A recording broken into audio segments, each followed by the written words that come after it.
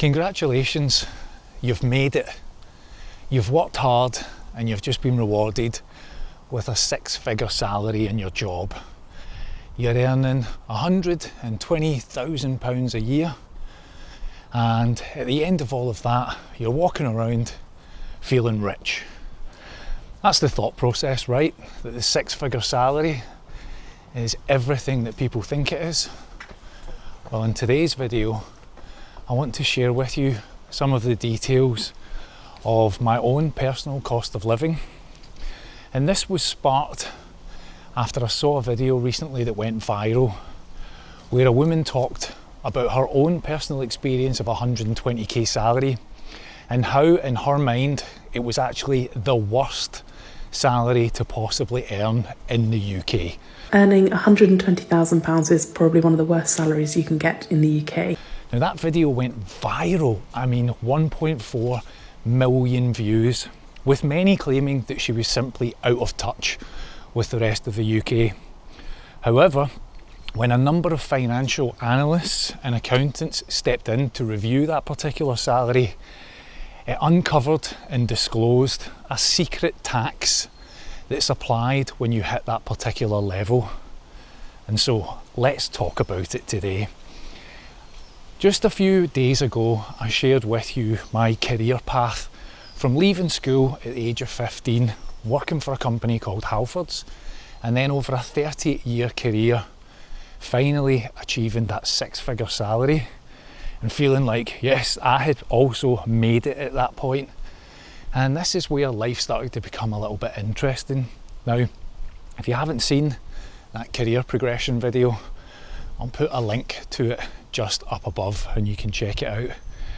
But I also just want to say in this, I'm completely aware that that is an incredible salary, and I shared with you my career path to let you see what it took for me to go from leaving school to getting to that point.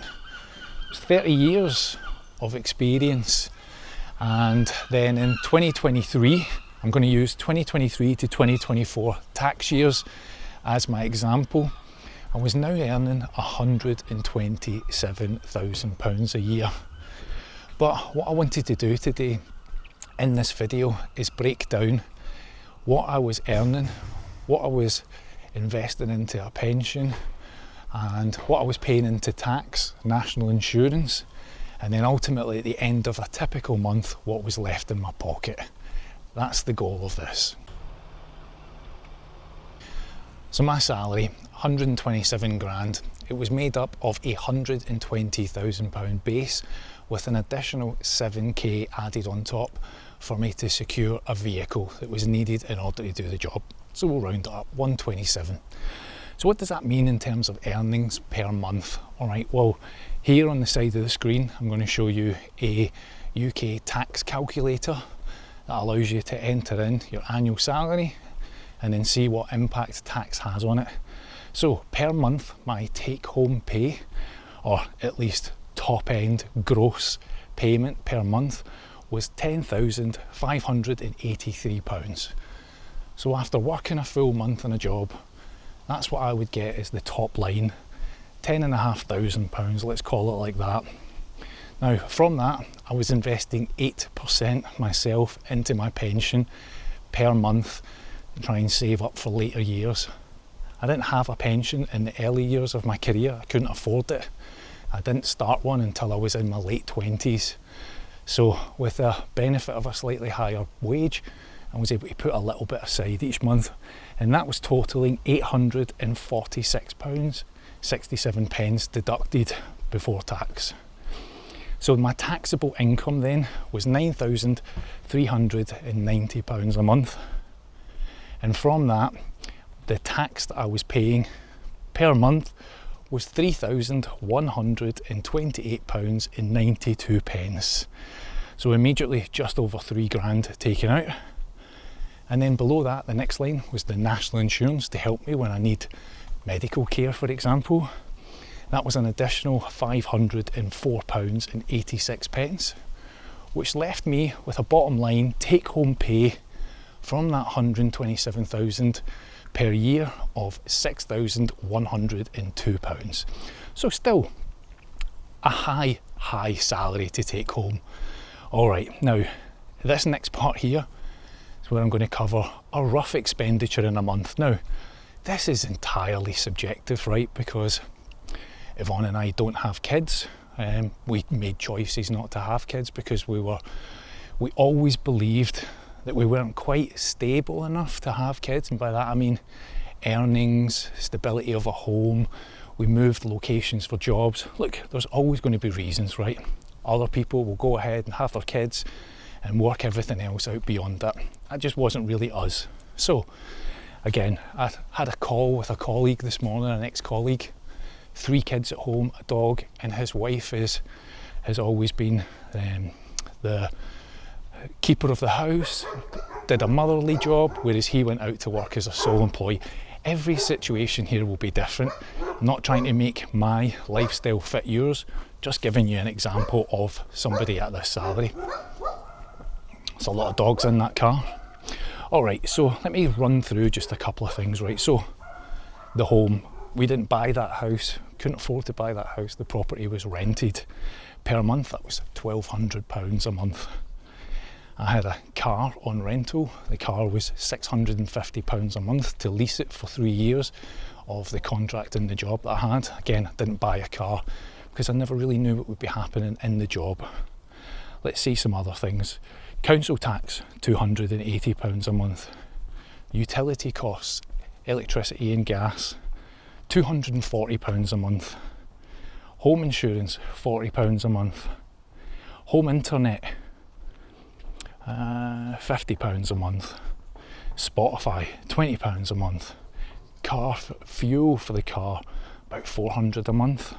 So I'll put all of these costs here, right? Now again, when you're living your life and you're earning the money, you splurge out. You have things like Spotify accounts, Apple TV, and now that I'm no longer in work, all of these things are gone. So many people will watch this video and say, yeah, but you could cut costs, you could save money. Of course, you're living your life as you see fit, as you're earning this money. So our lifestyle has changed immeasurably since going out of work and repositioning ourselves to exit the UK. This is just an example, so go easy in the comments. It's just an example, but at the bottom of a typical month's spend, I would have clocked up somewhere around £4,900 from my monthly earnings, leaving me with around £1,100 a month as free cash. Again, I probably had a couple of credit cards during those times, so payments of around £300-400 a month wouldn't have been uncommon. I no longer have any debt, none whatsoever. Everything has been cleared to give myself financial freedom. But during that time, I would have been managing a loan or credit card or something along those lines, probably like many of you. So from earning this 6-figure salary and going through all of these various points, I would be left over roughly with free cash of around £1,100 a month. Now again, Yvonne's working, Yvonne has her own bills to look after. This is just a snapshot of me and the costs that I was kind of facing down per month. All right, now, the reason that I bring this topic up at this salary, this discussion point, and why that video went viral around the 120k salary is that from 100,000 to 120,000, there is a hidden tax in there. Now, every single person in the UK receives the first £12,500 of earnings tax-free. However, when you earn 100 to 120,000, for every £2 of that difference over the 100,000, you lose £1 of the 12,000 tax-free. So what that means, as a salary of say 125,000, you are actually in a 60% tax bracket. That is what makes that salary in particular viewed as one of the worst to earn in the UK. Imagine you get a pay rise from 100k to 110k, a nice 10k bump. But because you lose 5k of your personal allowance, you're taxed not just on the extra 10k, but also the 5k that you've lost as tax-free income. The effective tax rate on this chunk is a whopping 60%. And remember, this is before we factor in national insurance. In 2025, you pay 2% on anything above 50,270, giving you a staggering 62% deduction on your salary between 100 and 125k. Therefore, that 10k increase only gives you an additional 3.8k in take-home pay. I didn't really understand all of that when I was getting into this territory. I had a friend who was an accountant who sat me down and explained the pitfalls and the challenges of being in that bracket. Now, there are many ways that you can manage this. You can invest more into your pension to try and reduce down your own tax implications. Obviously, you can try and earn more if you're earning into the 150k salary range, for example, and you can offset some of that. But this is this world here where this is exactly why we've been looking for an alternative lifestyle abroad, because I just felt that the tax implications during those years of council tax going up, your water rates going up, your energy bills going up, it didn't feel like, wow, I'm earning all this money and at the end of it all, I've hardly got that much left out of it. Sure, I'm sure people that are earning 30, 40, 50,000 would say, oh, what a difficult problem to have. I understand all of that. I really do take that on board. So I don't say any of this lightly, but I'm just giving you the perspective of what it was like to get to that salary, and then dealing with the stress and the travel and everything else that came with the responsibility of that salary. In the end, it made me think, is it really worth it? Is it really worth the effort, the time away from home, the long hours, the relentless pace, just to, at the end of it, be left with £1,100 free in my pocket? Well, those were the things that I started to ask myself. Now, as I look through the comments in the past videos, I see many people saying very similar in return. They felt like they've reached the grind, that they're feeling burned out by it all. That I can absolutely relate to.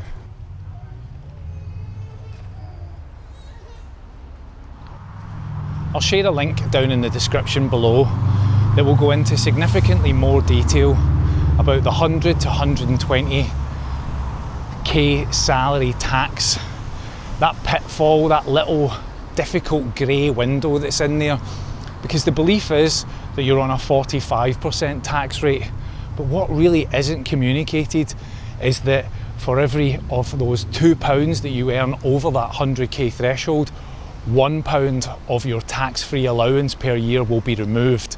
And that is where it creates this 60% bracket that's never spoken about. It's just one of those things that when you hit that salary level, you start to fall into. And I can remember at the point when I reached that salary and I started talking to friends about it, they would say to me, oh, what are you moaning about, John? You're earning this massive salary. Agreed, I am making a big salary and I am still complaining about tax, and that is because I just felt that the levels that we're at in the UK, our services should be better. I should be able to get an appointment at the NHS. The roads shouldn't be filled with holes left, right and centre. Oh God, this is a tough hill. Wait, check this out.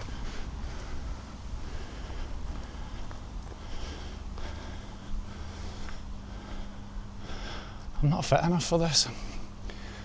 But it's a really difficult topic to cover this, especially with friends and family who maybe see you as like the big high flyer or the big earner. What are you moaning about? You're earning all that money. But there are realities to tax at every level of salary, but there are just these little hidden pockets. And the 100 to 120 bracket is exactly that. That is why that woman's video garnered 1.3 million views, because some people couldn't believe she had the gall to complain about it, whilst others understood, you're in that magic tax window now where the government just takes a little bit extra from you and you're just expected to swallow it up and deal with it.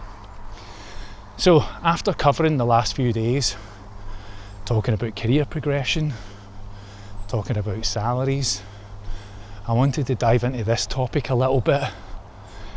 listen, you're out of breath. I'm look where I am though, look.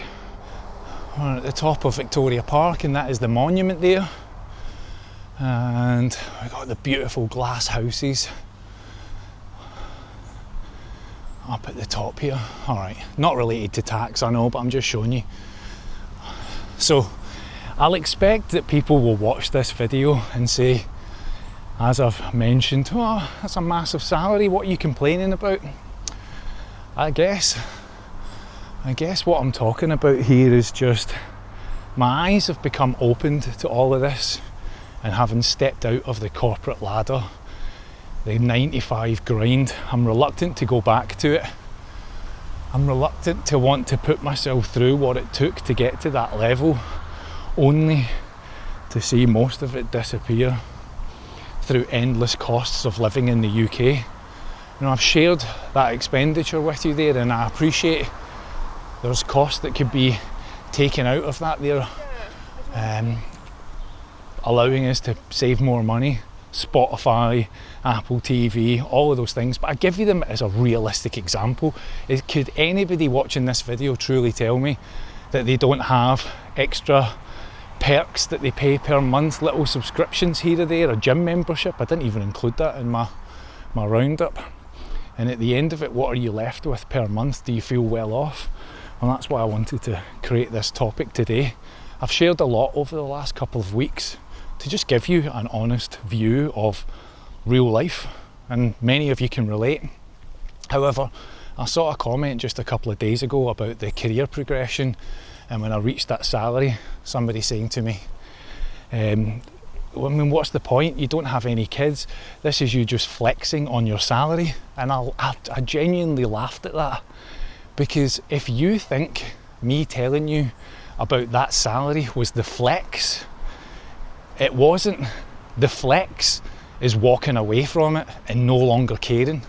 It's not the earning it, it's the recognising that I'm done earning it and willing to just move on and live my life earning £800 off of YouTube, but whilst feeling happy and enjoying life, whatever that may be.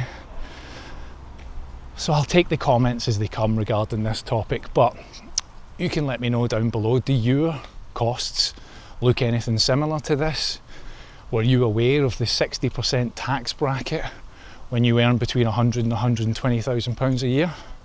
Link in the description for the full video on that topic. Alright everyone, have a great day. You can let me know down below what you think. We'll see you in the next one. I just want to tack a little end onto this, right, because I really wrestle with telling you all of this stuff. I feel like it's good to share, because sometimes I wish I'd had people around that could give you some of this info so you would know, like, I'm earning this, what's it like at the end of it, how much am I taking home, is life going to change, is it going to be immensely better, what do I need to be aware of? And I didn't have those people around me. And so now when I find myself stepping out of that job, I'm talking about it here, not as a flex, but just to share a bit of experience, just to share a bit of kind of a lived life of, this is what the realities of it. And many people will say, well, you could have done this, you could have done that differently. But what I'm really interested in are the people who then email me or message me and say, thanks for talking about that was really helpful, I'm in a similar situation. That's what really counts to me. So I just wanted to say again, this has not been an easy video to make, because I don't want to make it seem like, oh, look at me and my big fancy salary. I don't have that salary anymore, and I don't miss it. I really don't. Okay, I just wanted to add that on at the end. And lastly, let me say thank you so much to my YouTube members who have signed up recently. All of your names will go on the screen here, just to say thank you from me to you for sponsoring this video and other videos, and also just helping to support this channel a little bit. If you're interested in memberships, you can click the button down below and you can unlock priority messaging with me and access to emojis and all sorts of other little bits and features, but ultimately you're helping to sponsor this channel. Thank you to you all.